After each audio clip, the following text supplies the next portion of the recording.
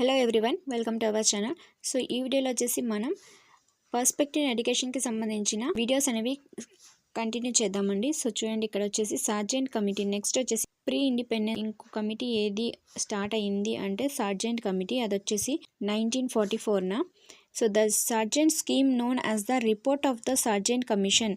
So దీన్నే the report of Sargent commission అని కూడా అంటారు. On the post war education development in India after the second world war. So ఇది వచ్చేసి second world war తర్వాత అయితే ఏర్పడింది. 1939 నుంచి 44 second world war. The British government appointed a committee headed by John Sargent. So British government అనేది అప్పట్లో ఉండేది కాబట్టి ఒక కమిటీని ఏర్పాటు చేయడం జరిగింది. దాని యొక్క హెడ్ ఎవరంటే జాన్ సార్జెంట్. సో దీన్నే సార్జెంట్ కమిటీ అని అంటారు. Pre primary education was the first suggested by this committee. So ఈ కమిటీకి వచ్చేసి మెయిన్ ఇంపార్టెంట్ సజెషన్ ఏమి ఇచ్చిందంటే ప్రీ ప్రైమరీ ఎడ్యుకేషన్ అనేది మోస్ట్ ఇంపార్టెంట్గా ఉండాలి అని చెప్పడం జరిగింది. దీని మెయిన్ ఎయిమ్ వచ్చేసి the need for the awareness on education among Indians. This is known as the first plan for education system in India. So ప్రతి ఒక్కరిలో అవేర్నెస్, ఎడ్యుకేషన్, విద్య యొక్క ప్రాముఖ్యత గురించి తెలియజేయాలి ఇండియన్స్లో అని చెప్పి ఈ కమిటీ అనేది ఏర్పాటు చేయడం జరిగింది. దీన్నే the first plan for education system అని కూడా అంటారు. సో ఇదే ఫస్ట్ ఎడ్యుకేషన్ సిస్టమ్ అన్నమాట.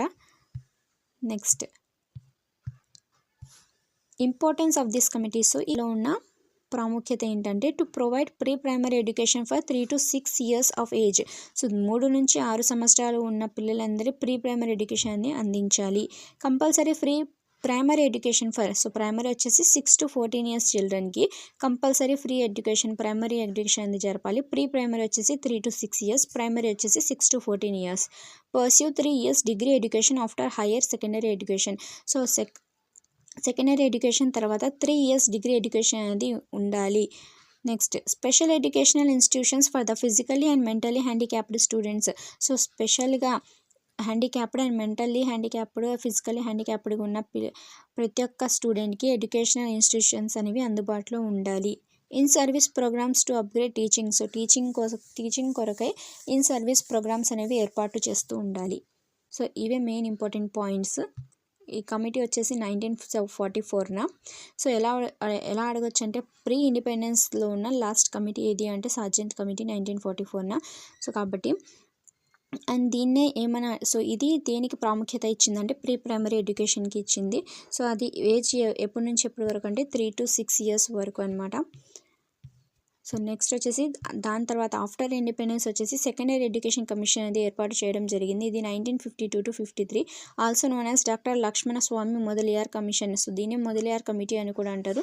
రాధాకృష్ణ కమిషన్, ఇందులో రాధాకృష్ణ కమిషన్ అనేది ఆఫ్టర్ ఇండిపెండెన్స్ ఏర్పడింది కానీ అది అందులో అంతగా వెలుగులోకి రాలేదు కాబట్టి 1948 ఇయర్ అనేది ఇంపార్టెంట్. సో కాబట్టి గుర్తుపెట్టుకోండి, రాధాకృష్ణ కమిషన్ అనేది 1948లో. This commission was appointed on 23rd September 1952. So secondary education commission అనేది 1952 23rd Septemberన ఏర్పడడం జరిగింది. To improve for providing of resources. So మన ఎడ్యుకేషన్ రిసోర్సెస్ అనేవి ఇంప్రూవ్ చేయడానికి ఈ కమిషన్ అనేది స్టార్ట్ చేయడం జరిగింది. Under the chairmanship of doctor Mudaliar. So Mudaliar యొక్క కమిషన్ చైర్మన్ అన్నమాట అప్పట్లో.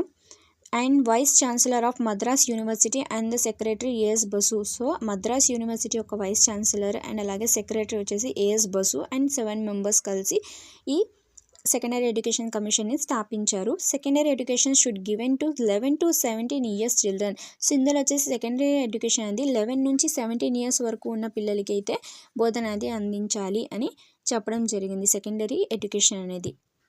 సో ఇందులో మెయిన్ ఆబ్జెక్టివ్స్ ఏంటి సెకండరీ ఎడ్యుకేషన్కి సంబంధించి అంటే development of democratic values. So democratic values గురించి అయితే ఇంప్రూవ్ చేయాలి. Personality development personality development of students. So students యొక్క మూర్తిమత్వం, పర్సనాలిటీని డెవలప్ చేసే విధంగా ఉండాలి ఎడ్యుకేషన్ అనేది. Leadership training. సో టీచర్స్కి ట్రైనింగ్ అనేది ఉండాలి కంపల్సరీగా. Improvement of professional efficiency. So వృత్తిపరమైన విద్య అనేది అందించే విధంగా ఉండాలి. Schools, public co education, special schools and Gurukul schools. So అప్పట్లో స్కూల్స్ అనేవి పబ్లిక్గా అంటే కో ఎడ్యుకేషన్ అనేది ఉండేది. గర్ల్స్కి బాయ్స్కి కో ఎడ్యుకేషన్ అనేది ఉండేది. అండ్ అలాగే స్పెషల్ స్కూల్స్, స్పెషల్గా ఉండే వాళ్ళకి అంటే మెంటలీ ఫిజికల్లీ హ్యాండిక్యాప్డ్ ఉన్న వాళ్ళకి అయితే స్కూల్స్ అందుబాటులో ఉంటాయి. అండ్ గురుకుల్ స్కూల్స్ కూడా ఉండేవి. కరికులం వచ్చేసి project planning method sports, scouting, NCC. So వీటిలో కూడా కో కరికులర్ యాక్టివిటీస్ కూడా ఏర్పాటు చేసే విధంగా ఉండాలి ఎడ్యుకేషన్ అనేది. సో సెకండరీ కమిషన్ యొక్క ఆబ్జెక్టివ్స్ అనమాట. లాంగ్వేజెస్ వచ్చేసి మదర్ టంగ్లో బోధించవచ్చు. అండ్ తర్వాత వచ్చేసి Hindi, modern English, ancient languages. So ఇందులో కూడా సబ్జెక్ట్స్ని బట్టి ఈ లాంగ్వేజెస్ అనేవి యూస్ చేసి బోధించవచ్చు. After primary education, so primary education తర్వాత 7 years, 3 years secondary education and 4 years higher education of secondary education be thought.